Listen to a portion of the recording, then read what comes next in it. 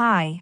Welcome in this new video of tier list anything. In today's video, we're going to be ranking swords. But not any kind of swords, we'll talk about legendary swords in video games. This kind of weapon usually gives you a feeling of power and can help you steamroll through the game. Or sometimes not. There are some legendary weapons that actually aren't as good as you'd want them to be. In today's tier list, we're going to review 10 of those blades and rank them from being powerful enough to single-handedly save the world to being no better than a wooden stick. As always, I'll have to set some rules to avoid me from letting my personal opinion rule and guide me towards a more objective ranking. There's only 2 rules today. First rule is that I'll have to analyze it through gameplay only. This means that even if the sword is described to be strong enough to break the universe in a single swing, if it's not strong in the game when you play with it, it won't score high. And the second rule is not more than 2 swords per franchise. This is not a Skyrim swords tier list. I know there's over 15 legendary swords in the game, and that's not even taking into account other weapon types. I feel like this is a fair rule,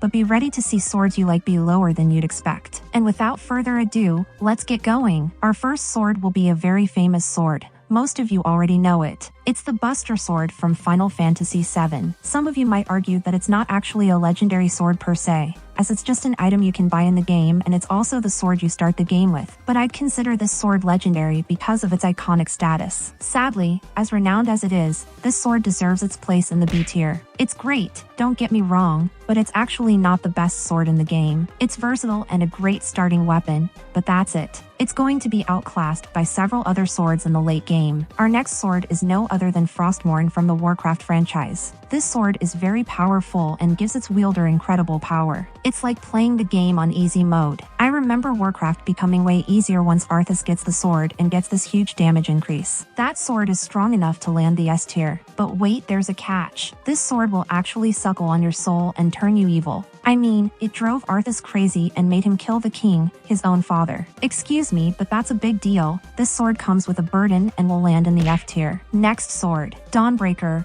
from Skyrim. Aw, the good old Dawnbreaker. Everyone has this sword, but I feel like no one's using it. It's one of the easiest swords to get. You just have to complete a rather easy quest and you'll get this weapon as a reward. I mean, its damages are somewhat okay, even though I clearly remember having laid my hands on better weapons by the time I got it. Its main drawback is that it's enchanted. For the 2 in the backseat who have never played Skyrim, well, go play it, dumbass. It's a great game. But I'll be nice and still explain why it's a big drawback. I expect you to like and subscribe because I'll go off topic just for you. In Skyrim, to power enchanted weapons, you have to infuse souls in them. In order to do this, you need the soul trap spell and an empty soul gem. The stronger the foe is, the bigger soul gem you need, and the stronger the soul you'll get will be. This is a tedious process, and even though you find plenty of already full soul gems in the game, it's always a burden to have to think about capturing souls and keep buying empty soul gems. Once you've infused souls in your Dawnbreaker sword, it will deal burn damage and has a chance to make undead enemies explode. That sounds fun, but with every swing you take, you'll be using souls, and once there's no soul left in the weapon, it becomes just a regular sword. The heavy soul consumption of the weapon and the chore of always having to have the soul trap spell equipped, always having empty and full soul gems and to manually recharge the sword each time is just a pain in the ass and isn't worth the weapon's average damages and quirky enchantment. The fact that you can get this weapon very early in the game and yet already have a more potent weapon in your hands just drops it in the C tier. Our next sword is the one you're all waiting for. It's the Master Sword from The Legend of Zelda. Oh boy.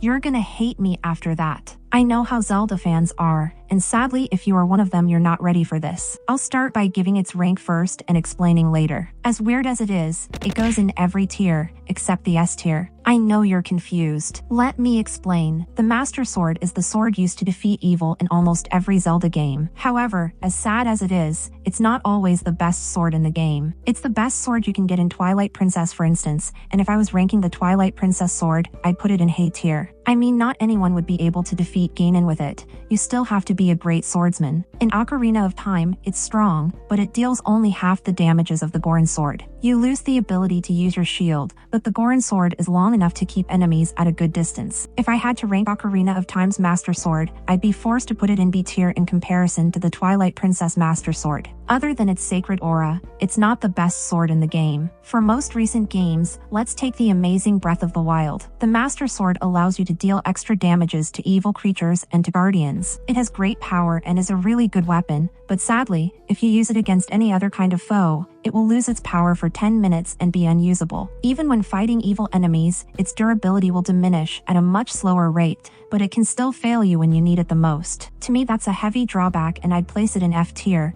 because a weapon that you can't use is a big burden to me. And then there's the Tears of the Kingdom Master Sword, that actually is pretty bad. It deals less damages to evil enemies, it has less durability, and it's easy to create stronger weapons with fusion. Sadly, I'd place it in C tier, as you can fuse a stick with a great material and have a stronger weapon, even though you'd be very stupid to waste materials for such a useless fusion. Usually I use it to beat trash enemies, and I keep my best weapons for greater foes like bosses or King Gleex. I'm sorry Zelda fans, but as one of the wisest philosopher of the 21st century said, "It is what it is."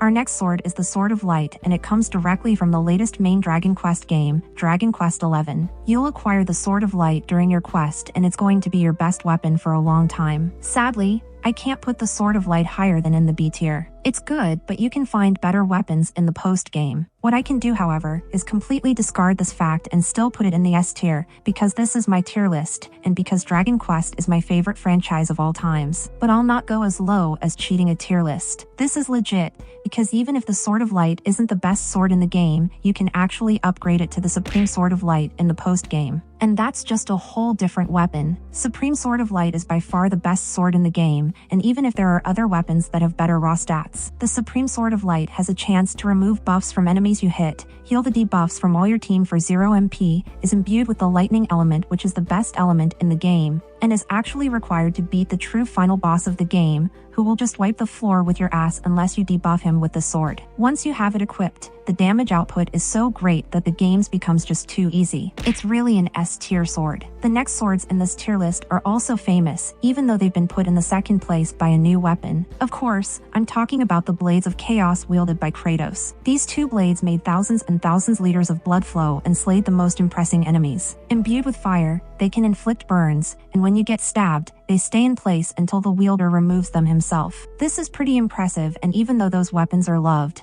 I can't give them a higher rank than the F tier. First, this is the kind of weapon where you would end up killing yourself when trying to swing the swords around and stabbing you in the back with it. But also, even if the swords are very deadly in the right hands, wielding them is a sign of servitude to the God of War. The chains are seared in the wielder's flesh, and only the God of War can remove them. Please note that Kratos wasn't the God of War when he acquired these weapons. Therefore, using these swords actually means that you carry a burden, the one of being the God of War's puppet. I get that they are strong and that they allow you to defeat colossal enemies in the game, but you have to do so as a slave of Ares, and that justifies the rank to me. Our next sword is from Skyrim, again, and it's the Dragonbane. The Dragonbane is a sword that deals extra damages to dragons. That's a big deal because you can get more powerful by using a dragon's soul. It's a very cool looking katana, but it suffers from the same issue as Dawnbreaker. You have to recharge it with soul gems, and as I said earlier, that's just tedious to do. For an enchantment that's not that good. Again, even with extra damages to dragons, you'll be able to have way better weapons by the time you put your hands on it. I'm again forced to throw this in C tier. Dark Souls fans, rejoice, as the next sword is no other than the famous Moonlight Greatsword. This weapon has been in almost every From Software game, except Sekiro. It's usually a pure magic damage weapon with a cool gimmick allowing it to fire magic light beams that do decent damage. I've always loved this weapon, and very recently, I've decided to play it for the first time on my Purient character. Even though my damage output was 4 times better with my spells, I actually used it a lot to kill trash mobs, and I had lots of fun spamming its beams. Sadly, you can only do it a few times before the weapon breaks and has to be repaired, but I had a lot of fun with it. The fact that its pure magic damages is actually pretty unique, but magic-resisting foes will give you a hard time.